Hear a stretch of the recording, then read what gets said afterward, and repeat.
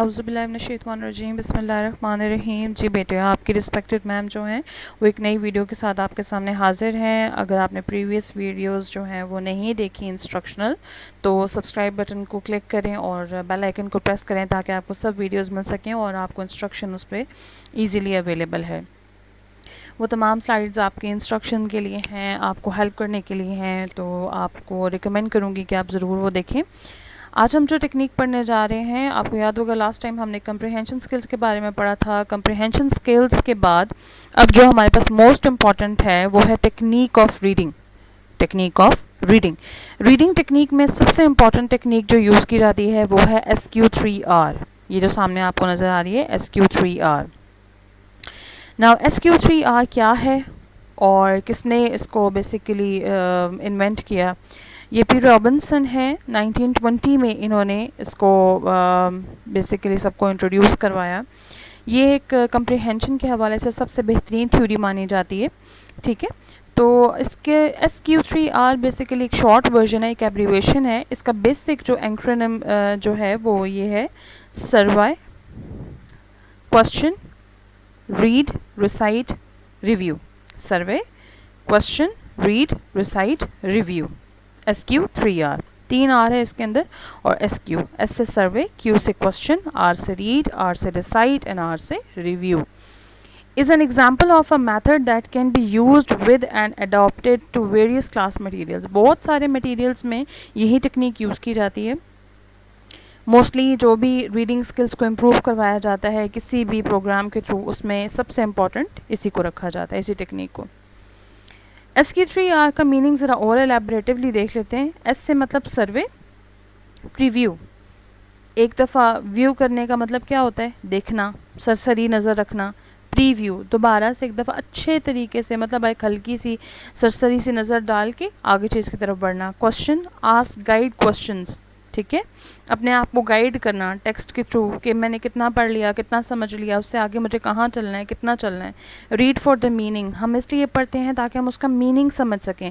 Recite, हम उसको recite करते हैं। रिसाइटिंग का मतलब आपको पता है पढ़ना होता है। टेस्ट योरसेल्फ, हम अपने आप को टेस्ट कर रहे होते हैं basically. Review after you read, और आखिर में हम अपने आप को एवेलुएट करते हैं, जज करते हैं कि हमने जो पढ़ा था वो हमें अच्छे तरीके से समझ आया है या नहीं। सर्वे, अब इसको वन बाय वन डिस्कस करेंगे थोड़ी सी डिटेल के साथ। Survey, after you have surveyed the material you should know generally what it is about and how it is organised. Survey को जब आपने एक दफ़ा देख लिया तो मटेरियल को आपको समझ आ जाती है कैसे ऑर्गेनाइज किया हुआ है और इसमें जनरली क्या क्या चीज़ें आ रही हैं। सर्वे में आप जो चीज़ें देखते हैं, नंबर 1 टाइटल है, नंबर 2 इंट्रोडक्शन कैसे दिया गया है, नंबर 3 फर्स्ट पैराग्राफ में क्या क्या बातें बताई जा रही हैं, इसके अंदर हेडिंग्स कौन कौन सी हैं बोल्ड फेस्ड जो कि आपकी आई अटेंशन जो है वो ज़्यादा ग्रैब कर रही हैं। The first sentence under each heading, पहला जुमला हर हेडिंग में कौन कौन सा आ रहा है। सर्वे करते हुए आप इन बातों का ख्याल रखते हैं। मज़ीद टाइपोग्राफिकल एड्स, टाइपोग्राफिकल एड्स कौन से होते हैं? इटैलिक्स हुई हुई हैं कोई चीज़ें। इटैलिक का मतलब होता है इंपॉर्टेंट इन्फॉर्मेशन। बाज़ औक़ात कोई कोटेशंस वगैरह होती हैं तो वो भी इटैलिक होती हैं। बोल्ड फेस, किसी चीज़ को हाईलाइट करने के लिए, जल्दी आई ग्रैब करने के लिए। अब आप उस पूरी लाइन में देख लें, आपके पास यहाँ पर जितनी भी वर्ड्स लिखे हुए हैं उनमें ये जो बोल्ड फेस है जल्दी आपकी आई को अट्रैक्ट करे। Marginal notes, coloured ink, underlining and list, ये आपको बताता है कि यहाँ पर कुछ ना कुछ इम्पॉर्टेंट ऑथर लिखना चाह रहा है, बताना चाह रहा है अपनी ऑडियंस को। ग्राफ्स कोई दिए हुए हैं, चार्ट्स, पिक्चर्स, ये आप सर्वे में सर्च आउट करते हैं। Point out important information, glance to see what is emphasised. The final paragraph और अ समरी, आखिर में जो समरी उसकी लिखी हुई है उसके की points. End of the chapter material, end of the chapter material में क्या क्या चीज़ें दी हुई हैं, question discuss, vocabulary list, outlines, help, decide what is important. तो जब आप कभी भी रीडिंग करते हैं तो उसके लिए आपको सर्वे सबसे पहला स्टेप है वो करना पड़ता है। उस सर्वे में आप अपनी किताब में क्या क्या चीज़ें देखते हैं, क्या क्या इन्फॉर्मेशन आपके पास होनी चाहिए। आज तक हमने बहुत सारी बुक्स पढ़ी हैं, आपने भी, मैंने भी, लेकिन उसके अंदर सबसे बड़ा प्रॉब्लम क्या है कि हमने कभी सर्वे प्रॉपर्ली नहीं किया। वो एक टेक्स्ट बुक होती है जिसको हमें रीड करना की और ख़त्म करने की जल्दी होती है, एंड दैट्स इट। लेकिन आज हम इसका सही तरीका पढ़ रहे हैं। पहला है सर्वे, दूसरा तरीका है आफ्टर सर्वे, जब आपने सर्वे कर लिया तो क्या चीज़ आपके माइंड में होनी चाहिए, reflect on what you already know about the subject. सबसे पहले इस चीज़ का असर अपने दिमाग पर डालें कि आप उससे पहले क्या इस चीज़ के बारे में पढ़ चुके हैं, क्या आपको कोई बैकग्राउंड नॉलेज है। ब्रेनस्टॉर्म, उसको अपने पास ब्रेनस्टॉर्म करें, उससे आइडिया और निकालें। Make a list of everything that comes to your mind.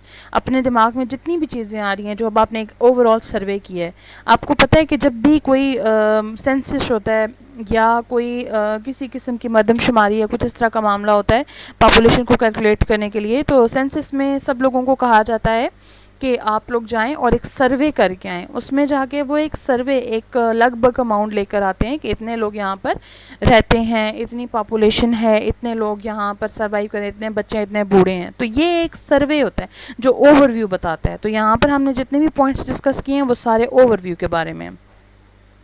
Next है एस के बाद क्यू। SQ3R है ना, तो एस हमने पढ़ा है सर्वे, क्यू से क्वेश्चन। तो हमारे पास क्वेश्चन आ जाता है, try to form questions that you can answer as you read. अपने दिमाग में कुछ ऐसे सवाल बना लें जिनको आप जब आप रीडिंग करें तो उनको जवाब दे सकें। Initially the easiest way to do this is to turn each bold face heading into a question. जितने भी आपने बोल्ड फेस किए ना चीज़ें, जिनको भी जितने भी वहाँ पर बुक में हाईलाइट हुए हैं इंपॉर्टेंट इन्फॉर्मेशन, उसको सवाल में तब्दील कर दें। As you become more familiar with information you can create more specific question. जब आप अपनी इन्फॉर्मेशन से क्लैरिफाई कर लेते हैं, समझ लेते हैं, तो फिर आपके लिए बहुत आसान हो जाता है उस चीज़ को समझना। Next is what is the source of the material. जो मटेरियल आपको दिया जा रहा है उसकी सोर्स क्या है, उसका मेन जो अब यहाँ पर आपको एक पिक्चर नज़र आ रही है, ये सामने मैंने पिक्चर लगाई है स्लाइड में, इसके अंदर क्या है, इसका सोर्स, ट्री का सोर्स क्या है, ट्री का सोर्स है वाटर, मड, सनलाइट, ये सब चीज़ें। तो नॉलेज का जो सोर्स है वो क्या होगा, knowledge of the source will help you to जज the accuracy and soundness of what you read. आपकी नॉलेज, आपने कितना पढ़ा है। अगर आप एक एक्टिव पर्सन हैं, एक्टिव रीडर हैं, तो उस हवाले से आप बहुत अच्छे तरीके से अपनी नॉलेज को जज कर सकते हैं कि आपने जो पढ़ा है वो आपके माइंड में है या नहीं। This is the first question to ask before you read. सबसे पहला सवाल यही है जब आप पूछते हैं अपने आप से। क्वेश्चन प्रोसेस, अब आपके पास क्यू फॉर क्वेश्चन था, तो अब ये क्वेश्चन प्रोसेस कैसे करेगा।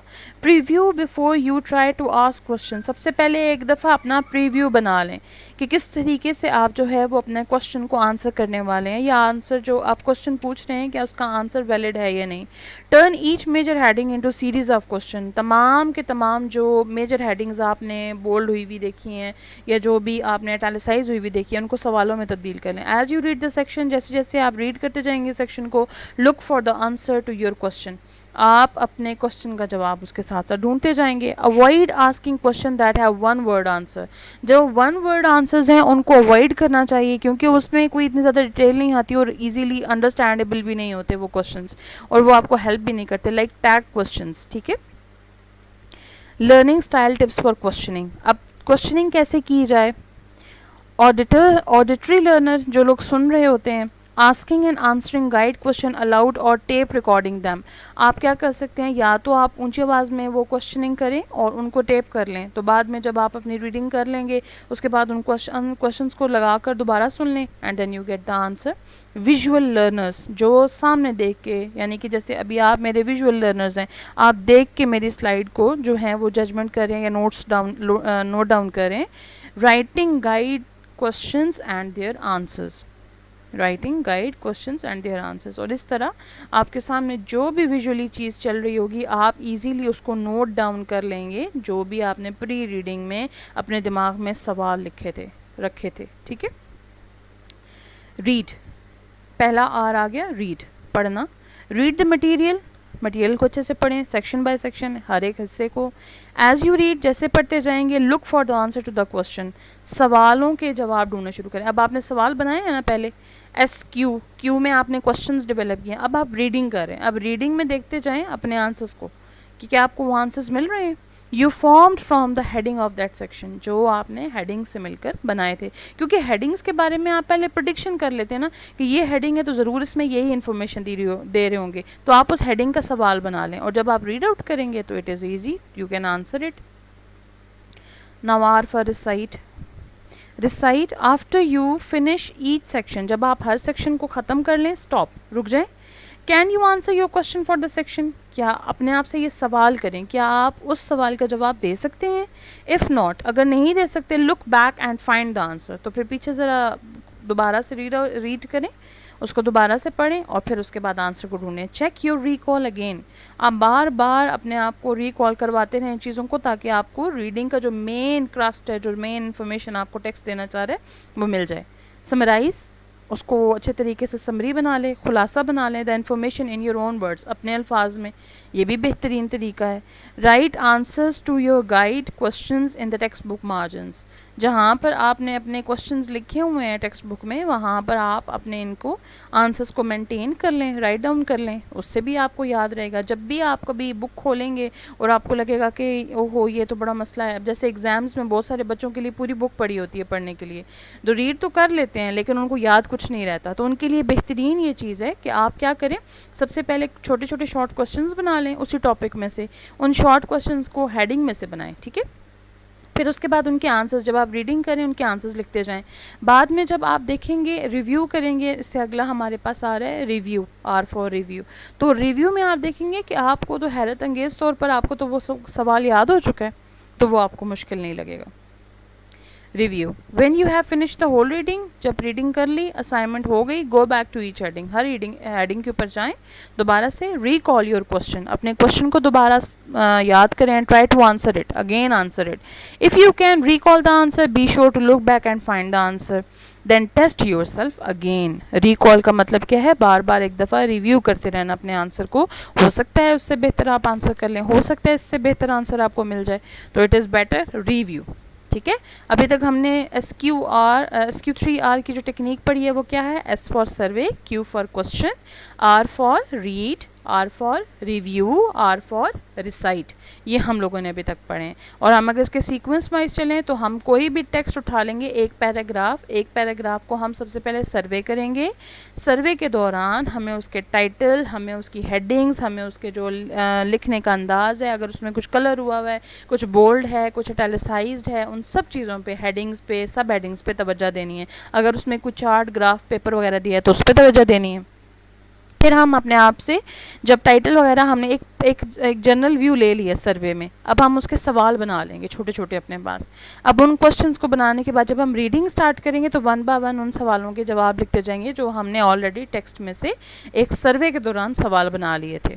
अब जब वो बना लिए हमने, देन एट द एंड हम उनको क्या करेंगे, डिसाइड करेंगे, एक दफ़ा पढ़ के देखेंगे कि आंसर ठीक भी है या नहीं, हो सकता है आपको कोई आंसर चेंज करना पड़े, एंड एट द एंड आप उसको रिव्यू करेंगे, दोबारा से एक दफ़ा अच्छे तरीके से देख लेंगे। अभी इस स्लाइड में मैंने आपको वही टेक्निक दोबारा से फॉलो करके बताई है, जैसे कि मैंने आपको पूरी स्लाइड्स पढ़ा दी हैं, फिर मैंने आपके लिए क्या किया, एक दफ़ा सर्वे करवाया आपको, फिर मैंने आपको क्या करवाया, क्वेश्चंस बनाए, ठीक है। क्वेश्चंस के बाद फिर हम लोगों ने क्या किया, रीड, रिसाइट एंड रिव्यू किया हमने अपनी सारी स्लाइड्स को। अब आगे चलते हैं, रिवाइजिंग द SQ3R। अब ये दोबारा हम स्लाइड में भी रिवाइज करेंगे। ऐड एंड एवेल्युएट स्टेप, हम इसके अंदर एक एवेल्युएट स्टेप भी ऐड कर सकते हैं।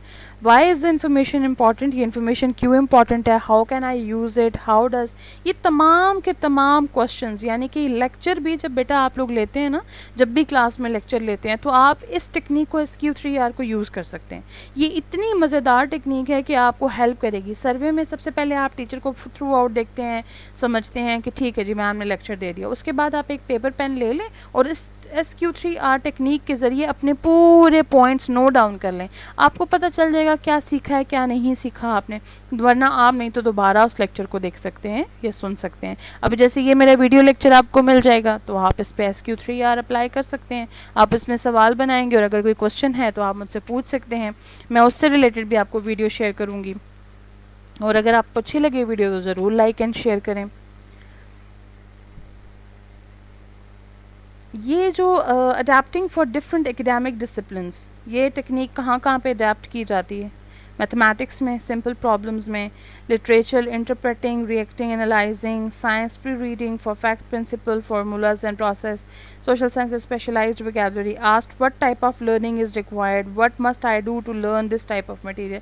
तो मतलब यहाँ पर जो आपको ये सारी स्लाइड दी जा रही है, इसमें ये बताया जा रहा है कि कहाँ कहाँ पे कौन कौन सी टेक्निक्स यूज़ की जाती हैं अकॉर्डिंग टू द सब्जेक्ट, ठीक है, क्योंकि हर सब्जेक्ट में रीडिंग की जो टेक्निक्स हैं वो अलग है ना।